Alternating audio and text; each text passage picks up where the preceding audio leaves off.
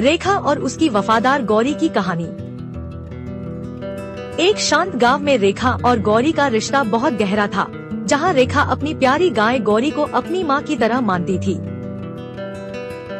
अचानक एक काली रात आई और गांव में भयानक बाढ़ आ गई, जिससे चारों तरफ तबाही मच गई और लोग अपनी जान बचाने के लिए भागने लगे। चीख पुकार के बीच एक दर्दनाक हादसा हुआ और मासूम रेखा मलबे और मिट्टी के नीचे दब गई, जिससे वह पूरी तरह फंस गई। जब सभी उम्मीद खो चुके थे, तब गौरी ने हार नहीं मानी और पागलों की तरह रंभाते हुए अपने खुरों से मिट्टी खोदने लगी।